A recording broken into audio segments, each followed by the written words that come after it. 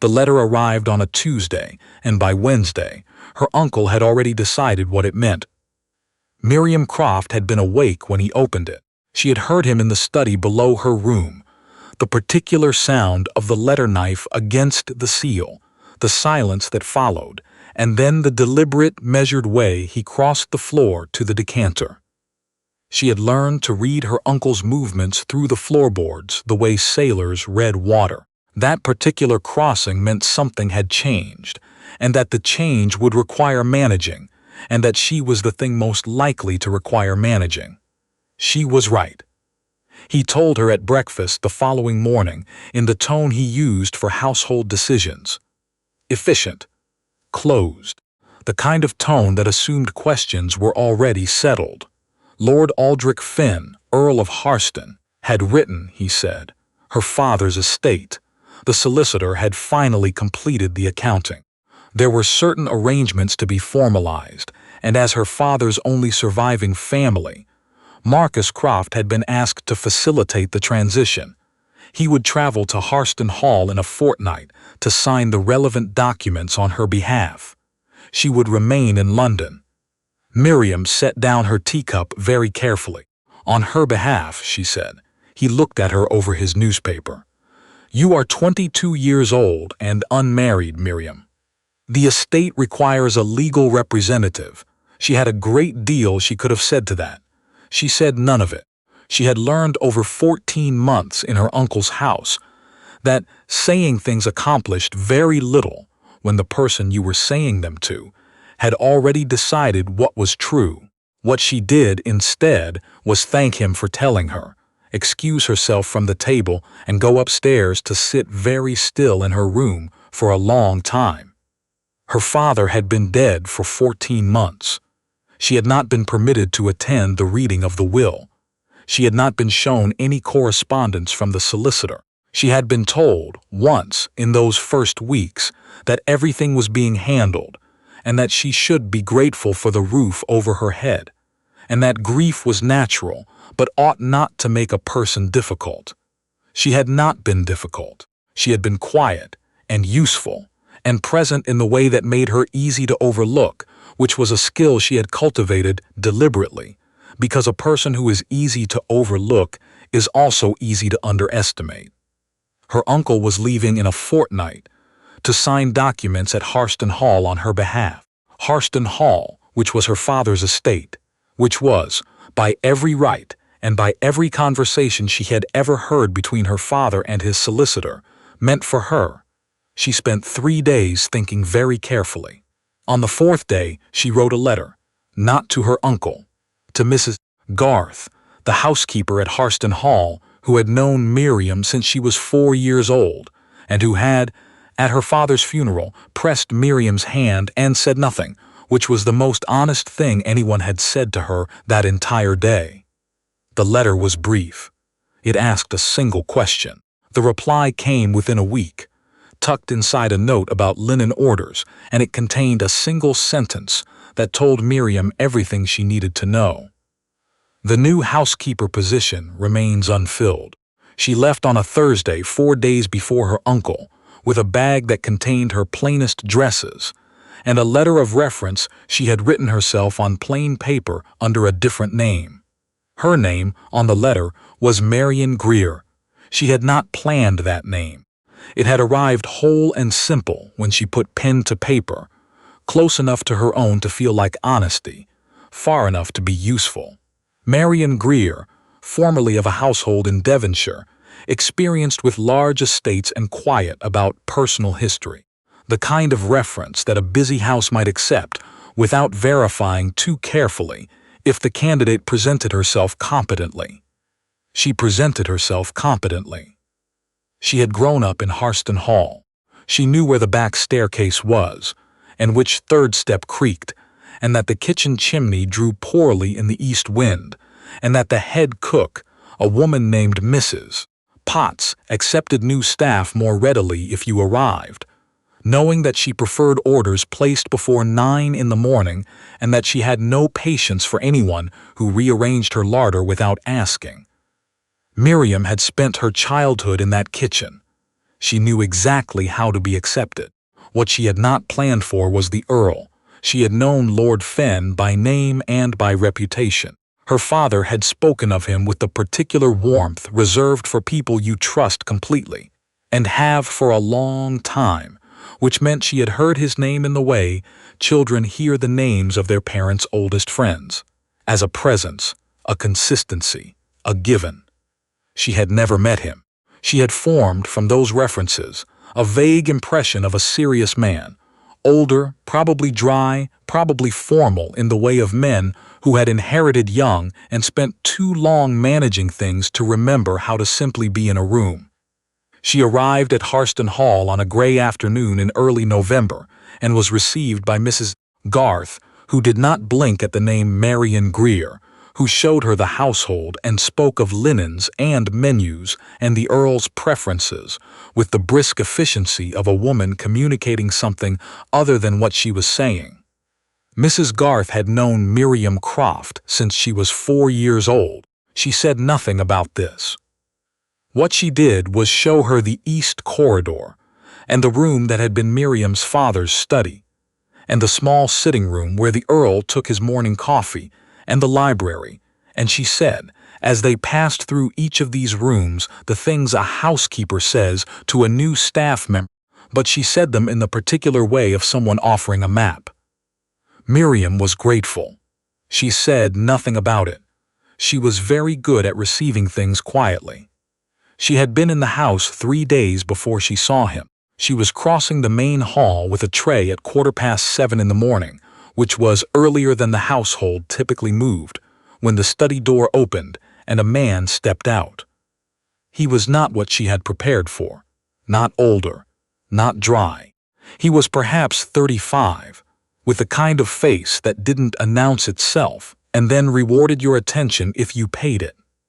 Dark-haired, not particularly tall, with an economy of movement that she associated with people who made a great many decisions quietly and didn't require applause for them.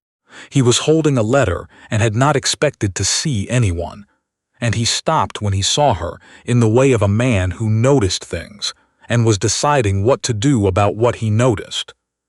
She gave the small neutral nod appropriate to a member of staff passing through a corridor. He looked at her for 2 seconds longer than was necessary. He said nothing.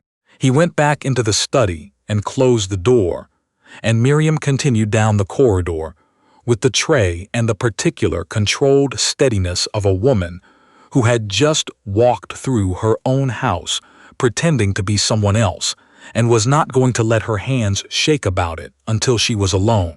She found what she had come for on the 5th day in a manner she had not anticipated. She had not expected to find anything at all, exactly. She had come to see with her own eyes what her uncle was coming to sign. She had come to understand what was being done on her behalf, which was another way of saying done without her knowledge, which was another way of saying done to her. She had expected documents, perhaps, or correspondence she might read if she were careful and patient and lucky. She had not expected the room off the library. She found it because she knew it was there. Her father's small private office, adjacent to the main library, the one he had called the thinking room because the library itself was where he worked, and this was where he went when the work wasn't cooperating. It had a door that blended almost perfectly with the bookcase panel beside it if you didn't know where to press. She had played that game her entire childhood. She pressed it now, half expecting it not to open, half hoping it wouldn't. It opened. Inside were her father's things. Not all of them, not the study things. Those had presumably been sorted. But the personal things. The items that didn't have an obvious home in an efficient accounting of an estate. A small watercolor of her mother, the one that had hung above the mantel in the sitting room for as long as Miriam could remember. A box of letters tied in cord, a writing case initialed H.C. for Helena Croft, her mother's things, and on the desk, a document. She read it once standing up, too quickly, absorbing almost nothing except the date and her own name. Then she sat down in her father's chair and read it again slowly. It was her father's actual will. She knew this because she recognized his handwriting in the margins, the compressed, precise hand he used when he was amending someone else's prose. 3 decades of letters and documents had made it familiar in the way your own heartbeat is familiar, and she knew it because she recognized the language of it, the particular thorough way her father organized his intentions when he was being careful. She was named clearly. The estate was named clearly. The provision for her guardianship until marriage was clear, specific, named. Named to her father's oldest trusted friend, named to Lord Aldrich Fenn, Earl of Harston. The Earl, whose house she had entered under a false name, knew nothing of the man she had come expecting, did not know she existed, had spent the last 14 months unaware that a woman named Miriam Croft had any claim on any of this, because someone had arranged for him not to know.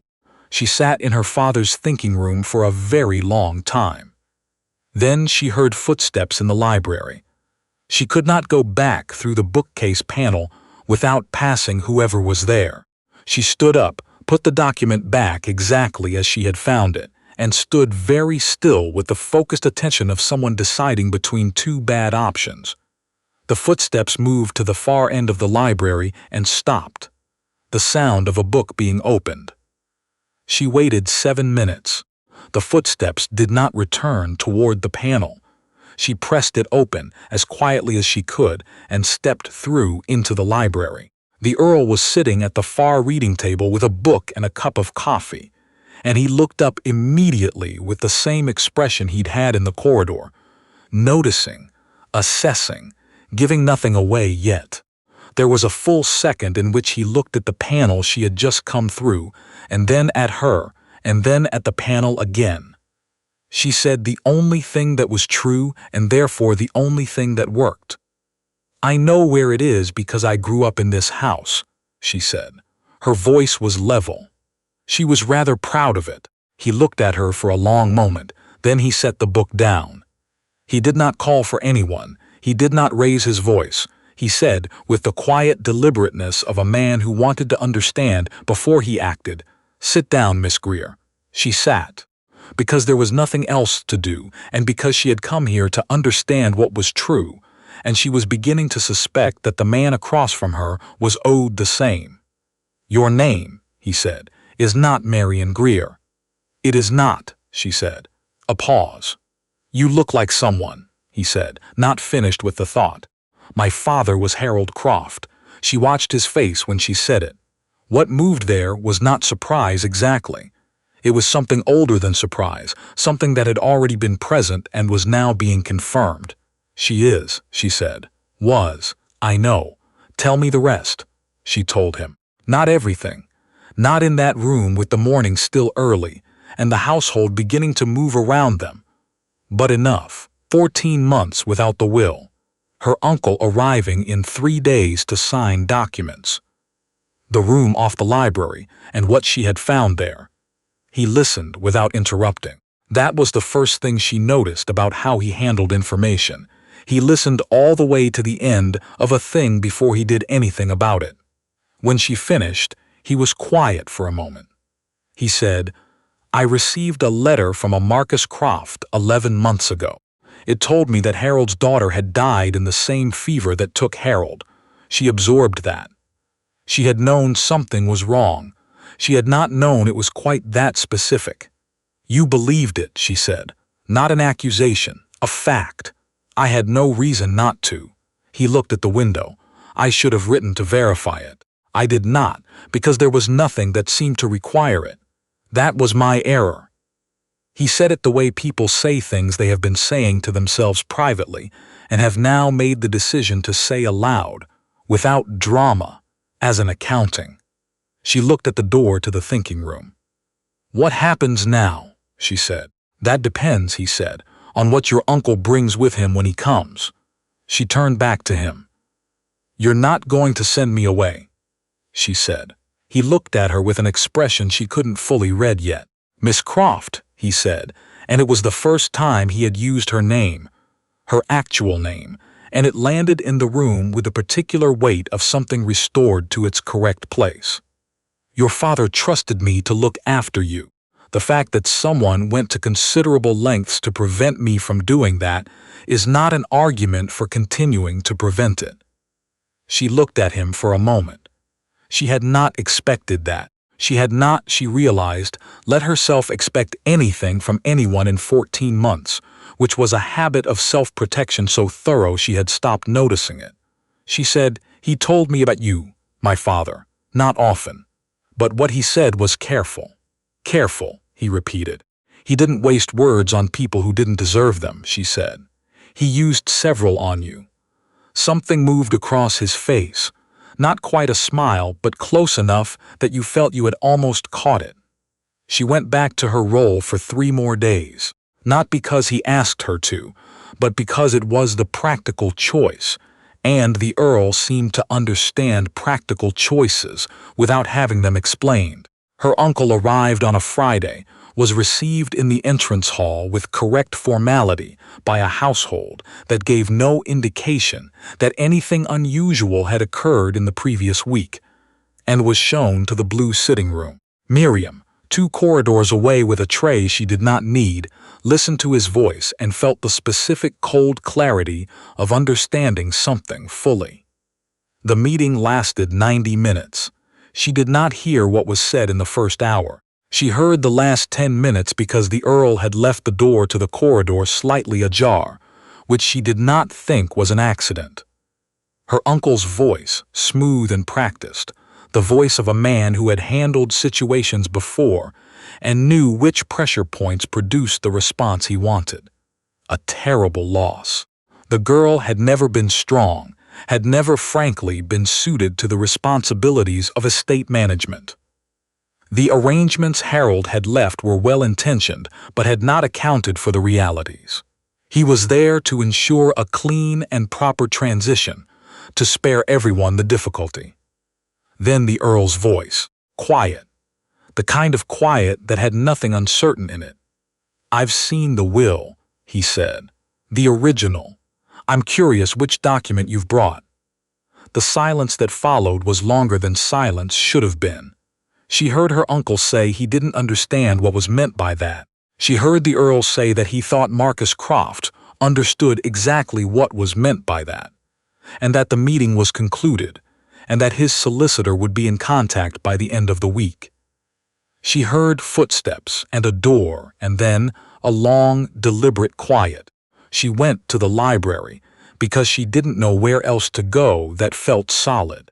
She sat in one of the chairs by the fire and stared at the grate and thought about 14 months of managed silences and careful smallness, and the particular exhaustion of performing gratitude for people who had been quietly taking from you the whole time. The Earl found her there. He sat down in the chair across from her without comment, which she had already begun to understand was his way of being in a room with someone who needed time. Not filling it, just being present without demand. After a while, she said, "He brought a different document." He did. Was it convincing? He looked at her steadily. To someone who hadn't already seen the original, it might have been. A pause. "I had already seen the original." She looked at the fire. "How?" "I wrote to your father's solicitor 4 days ago." The man paused. "When you told me who you were, I wrote to him that evening. He sent a copy by express." She turned to look at him. "You acted immediately," she said. "I had no reason to wait." She looked back at the fire. She thought about 14 months, about letters that were never shown to her and a funeral she was not taken to, and an uncle who had referred to her, from the first week, as a practical problem to be managed. She thought about her father, who had trusted this man with the practical problem of her, which was another way of saying, he had trusted him with the thing he cared most about. She said, "You didn't know me." "I knew your father," he said. That was sufficient. She did not cry in that room. She had made that decision 3 seconds into understanding she might need to, and she held it with the same steadiness she had held everything for 14 months. But something eased in her that had been clenched for a very long time, and she sat with it until it settled into something she could carry. "What happens to my uncle?" she said eventually. "He will have considerable difficulty in the coming months," the Earl said. "My solicitor is already building the case. The document he brought today will not help his position." A pause. "He will be given the opportunity to make this simpler by cooperating. He may or may not take it. And Harston Hall," he looked at her, "this is your home, Miss Croft. It has always been your home." It was only briefly confused about that. She looked around the library, the shelves, the rolling ladder, the particular smell of old books and beeswax, the window that looked out over the east lawn. She had grown up in this room, had sat under this reading table at 7 years old when the household was loud and she needed somewhere quiet. Her father had let her do it and pretended not to notice. She said, "I used to hide under that table." He glanced at it. "When I was small," she said, "my father would come in and get a book and never mention it." He was quiet for a moment. "He was that kind of man," the Earl said, "the kind who understood what people needed without requiring them to explain it." "Yes," she said, "he was." The days that followed were not quiet, exactly, but they were steady in a way she had not had in 14 months. The solicitor arrived. Documents were reviewed. A second meeting took place without her uncle, who had returned to London with the particular speed of a man who had calculated his position and found it unfavorable. Correspondence moved back and forth. Things that had been settled in the wrong direction were settled correctly. Miriam was present for most of it. The Earl had extended the invitation without ceremony on the morning after her uncle's visit. "You should be in the room when these decisions are made. It was your father's estate, and it is yours, and I would prefer you to understand each part of it before you sign anything." She had said she would be present. He had given a short nod and poured her coffee. She discovered during those days that he was a man who read documents the way other people read sentences, fast and with full comprehension, and who asked the solicitor questions that made the solicitor pause in the way of a man meeting another man who knows the material as well as he does. She discovered that he had managed his own estate since 21, after his father's death, and that the efficiency of it was not performance but practice, the natural outcome of someone who had been doing something seriously for 15 years. She discovered that he had a habit of standing at the window when he was thinking, not looking at anything in particular, just using the light to organize his thoughts. She discovered that he laughed rarely, but when he did, it was genuine, and arrived with the slight surprise of something he hadn't expected to find. She discovered that she had been wrong about almost everything she had assumed about him, from a name and a few descriptions and the vague shape of a presence in her father's conversation. She had thought, serious. He was serious. But serious was not the whole of it. It was the surface. Underneath was something more particular, the specific quality of a person who had decided early what mattered and had not been distracted from it since. It made him unusual in the way that focused things are unusual. Not flashy, just true. She found herself, on the 4th evening, sitting across from him at dinner and saying what she actually thought about something, which she realized midway through the sentence was not a thing she had done in a very long time. He had said something about the Eastfield drainage, which was a practical problem. She had heard her father discuss with the groundskeeper for years, and she had said without planning it that her father had tried laying ash channels along the lower run, and it had helped the following spring, and then she had stopped because she had not been certain whether practical opinions from her were the right register for this conversation. He had said, "Tell me about the ash channels." She had told him. He had listened the way he listened to everything, all the way to the end. Then he had said he would speak to the groundskeeper in the morning, and would she be willing to walk that section of the field with them, if the weather held. She had said yes. The weather held. They had walked the east field in the morning light. She and the Earl and the groundskeeper. And she had explained what her father's man had done and why, and the groundskeeper had listened with the focused attention of a man who appreciated information over protocol, and the Earl had said almost nothing and asked 3 questions that were the exact right 3 questions.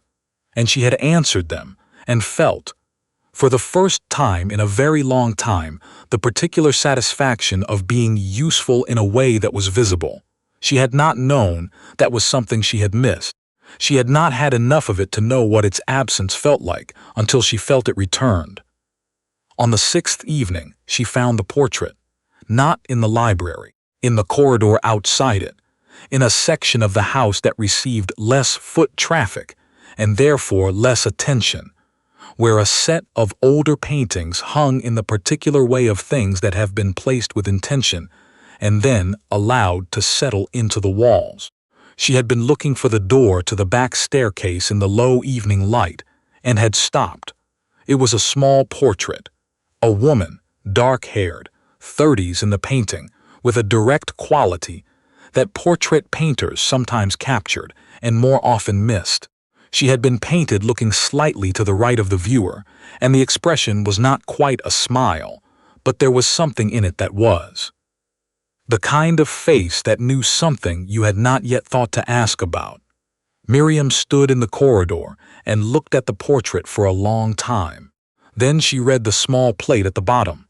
Helena Croft, née Ashford, 1794. Her mother. Not a portrait from their home, not from Harston Hall's main rooms, not from anywhere she had ever seen it. Her mother painted here in the Earl's house in a corridor no one had mentioned. Her mother's maiden name was Ashford. The Earl's family name was Fenn. These were not the same name. She stood in the corridor until the light was too low to see clearly, and then she went to find him.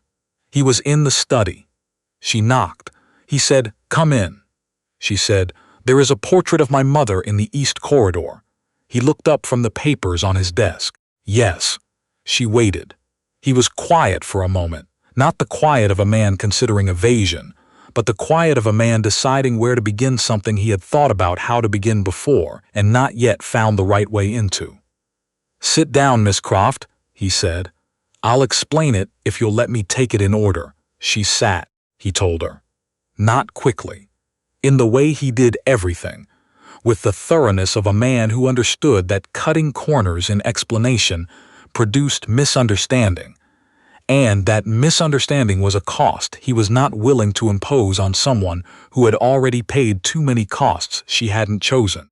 Her mother and his mother had been close. Not the polite friendship of neighboring families, something older and more genuine than that. The friendship of 2 girls who had grown up on the same stretch of countryside and had maintained, across marriages and households and the separate trajectories of adult lives, the particular loyalty of people who had chosen each other before they understood what choice meant. His mother had died when he was 12. Her mother had died when Miriam was 6. They had overlapped, briefly, the loss of those 2 women, and her father and the Earl's father had found in each other. After that, the same thing their wives had found in each other, which was someone who understood without requiring explanation. The portrait had been his mother's, given to her by Helena Croft as a small gift, a thing between women who kept things between themselves. When the Countess died, it had stayed. It had simply stayed because no one had thought it belonged anywhere else. Miriam looked at her hands. She thought about her mother, who she had 6 years of, and then impressions, photographs, descriptions, the particular quality of someone else's memory offered to you carefully, because they know it's all you have. She said, "My father never told me any of this. He didn't know I knew it." A pause. "My mother told me when I was 11. The kind of thing you tell a child when you want them to understand why something matters without explaining the full architecture of it." He paused again. "I thought of it again when I received the letter saying you had died. Something didn't settle. I should have acted on that. She looked at him. You were told I was dead. Yes, and it didn't sit correctly. He looked at her steadily. No, he said. Why, she said, not impatiently, just asking. He was quiet for a beat. Your father had spoken of you, he said. Not often. We had met twice when you were very young. He spoke of you in the way of a man who is proud of something and is trying not to make a performance of it, which meant it came out sideways, in practical conversations, in references that weren't quite about you but were. He paused. The letter said his daughter had died. It felt wrong in a way I couldn't locate. He shrugged slightly. I should have located it. She thought about her father, about the precise compressed way he expressed things he cared about, the sideways references, the pride that came out practical. He trusted you, she said. He trusted me with things that were important to him, the Earl said. Your mother. You. I failed the second one for 14 months, he said it simply. An accounting, not an apology performance. The kind of thing you say when you have already said it to yourself many times and are ready to say it to the person it concerns. You didn't know, she said. No. But I would have if I had looked. She held his gaze. Then she said, You're looking now. He was quiet for a moment. Yes, he said. 2 weeks later, her uncle's solicitor contacted Mr. Pelham, the Earl's solicitor, and indicated a willingness to cooperate with the retrieval of the original documentation. Mr. Pelham described this willingness as belated and unsurprising. The Earl said nothing about it. Miriam said only that she hoped the process would be efficient, which was the closest she came to expressing the particular cold fury she had been carrying for 14 months and was now carefully setting down. The legal matters took another 6 weeks to reach their preliminary resolution. They would continue for some time, Mr. Pelham explained. The proper adjudication of falsified probate documents being a matter that courts took seriously and moved through at their own pace. But the immediate practical questions were resolved. The estate was hers. The trust her father had established was intact and had been accumulating without interference for 14 months. Mr. Pelham presented the figure with the manner of a man delivering news he found personally satisfying. Miriam was present for the meeting. She sat beside the Earl and listened and asked precise questions, and once identified an implication in the language of a covenant that made Mr. Pelham look up over his spectacles and say that was exactly right. When Mr. Pelham left, the Earl walked him to the door and returned to find Miriam standing at the window. She said, without turning, My father built something very careful. He made provisions for everything. He trusted people who deserved it. A pause. And someone looked at all of that and simply decided it was more convenient if I didn't exist. Yes, the Earl said. I keep trying to feel only one thing about that. She turned. I keep arriving at 2 things at the same time. What 2 things? Gratitude for what he did, and fury that it wasn't enough to protect me. He was quiet for a moment. It was enough, he said. It just required someone to enforce it. A pause. I'm sorry it took as long as it did. She looked at him. Stop apologizing, she said. Not unkindly. You found it. That's what matters. He looked at her for a moment. You're very certain of that. My father told me, she said, not to hold someone accountable for what they didn't know, only for what they knew and chose to ignore. He paused. You didn't ignore it. Something moved across his face. That quality again, the almost smile, the thing that didn't quite happen and was more honest for not quite happening. He was a wise man, he said. Yes, she said. He was. She was. She realized that evening, not a guest. Had not been a guest since roughly the 3rd day, in some way she hadn't been able to name at the time. The house had shifted around her in the way that places shift when the person standing in them is the right person for the room.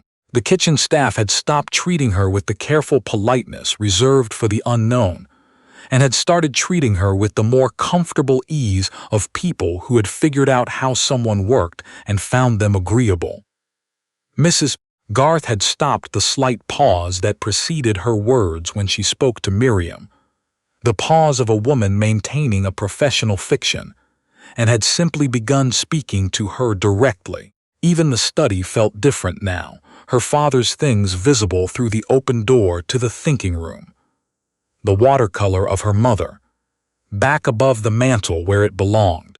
She had been placed here on a Tuesday, with her own father's furniture around her, and a false name and a letter she had written herself, and somewhere in the 6 weeks since she had stopped being Marion Greer and become, without announcement, simply Miriam. It happened quietly. That was the thing about it. On a Wednesday in January, the Earl came to find her in the library in the early afternoon. She was at the writing table with her mother's letters, which she had been reading carefully, 1 or 2 at a time, the way you read something significant when you understand that significance requires room. He knocked, though the door was open. She looked up. He had something in his hand. A small frame, rectangular, the kind that held a miniature. He set it on the table in front of her. "Your father sent this to my mother," he said, "the winter before she died. She kept it. I found it in her writing desk 2 weeks ago." She looked at the miniature. A child, perhaps 5 years old, dark-haired, painted with the serious directness of someone who was already entirely themselves. Looking at something out of frame with the focused attention of a person who had decided to understand it fully before forming an opinion. She pressed her fingertips to the glass, did not pick it up yet. "On the back," she said, without quite knowing how she knew there would be writing. He turned it over for her. His mother's handwriting, small and careful. "H.C.'s Miriam, keep an eye." She sat with that for a moment. He had known her, or known of her, which in the way her father and his mother had worked, amounted to the same thing. She had been, to his mother, a child worth keeping track of, and when his mother had died, and he had eventually gone through her things with the careful attention of a man who understood that the things people kept were the truest account of what they valued, he had found this. A miniature of a 5-year-old girl. A note that said, "Keep an eye," and then he had received a letter saying that girl had died. She understood something she had not understood before. Not just that he had doubted the letter, but why. He had been keeping an eye, in the indirect, arm's-length way of a man who had no direct channel to a girl he'd never properly met, but he had been, in whatever way was available to him, keeping an eye. "Why didn't you tell me you found this?" she said. "You found it 2 weeks ago." He was quiet for a moment. "I wasn't certain it was the right time." He looked at her. "And then I thought," he said, with the particular dryness of a man who had considered and discarded several more elaborate reasons. "That was precisely the kind of reasoning that had kept you from things you were owed for long enough. So I brought it." She looked up at him. He looked back. She picked up the miniature, held it. Her father had sent this to his mother. His mother had kept it. He had found it and carried it here. She said, "My father trusted your mother, and mine trusted yours," he said. "They were careful about who they trusted. Both of them." She looked at the miniature, the small version of herself, already serious, already looking at something with full attention. "Yes," she said, "they were." The spring came slowly to Harston Hall, as it always had, the east lawn greening in patches before the rest of it caught up, the old elm by the gate the last thing to change. Miriam had always found that elm reliable. It didn't pretend to be something it wasn't to impress the season. She was in the garden on a Tuesday morning in April when the Earl came to find her. She was looking at the elm with the focused attention of someone deciding something, which was a thing she did in gardens, because gardens did not require her to pretend to be doing something else. He came to stand beside her, looked at the elm, said nothing for a moment, which was one of the things she had come to value most about him. Then he said, "I have something to ask you." "Not about the estate." She turned. He was looking at the elm, then at her, the careful, assessing attention that she had learned, over the months, contained underneath it something that was neither careful nor assessing, something that had grown in the space between where they had started and where they were now, in a way neither of them had announced and both of them understood. He said, "I would like to ask you something that is entirely yours to answer. Not an arrangement, not a legal formality, not anything that anyone else has decided or anticipated." She waited. "I would like," he said, "to know if you would consider remaining at Harston Hall, not as your estate to manage from a distance, but as—" He stopped, tried again, with the particular manner of a man who has drafted something several times and arrived at the version that is simply true. "As mine. If you would be willing." "Because I would like that," he said. "I would like it very much." She looked at him. She thought about a November morning, and a false name on a false reference, and her own house around her, and a man in a corridor who had looked at her for 2 seconds longer than necessary and not said anything, yet who had been keeping an eye before he knew why, who had written to a solicitor the same evening she told him who she was, and had not waited, had not hesitated, had simply acted because her father's trust had been sufficient, and that was all he needed. She thought about her father's will, which had named him. Her father, who did not waste words on people who did not deserve them, had used several on this man, had placed her, in the most careful document he ever wrote, in his keeping. She thought he had been right. "Yes," she said. She said it without performance, without the slight delay of someone checking whether they meant it. She meant it. Edmund would have known that, she thought. Her father would have known. The Earl's expression did not change exactly, but something in it settled, the way a thing settles when it has arrived where it was going and can stop working at the effort of travel. He offered his hand. She took it. The elm was still the last thing greening. The east lawn was not. The house was solid and pale in the April light, the same house it had always been, which was the same house it was always going to be, and she stood in the garden with her hand, in the hand of the man her father had trusted most, and felt, very quietly, like herself. She had not known, 14 months ago, what herself felt like when it was uncontested. She was learning.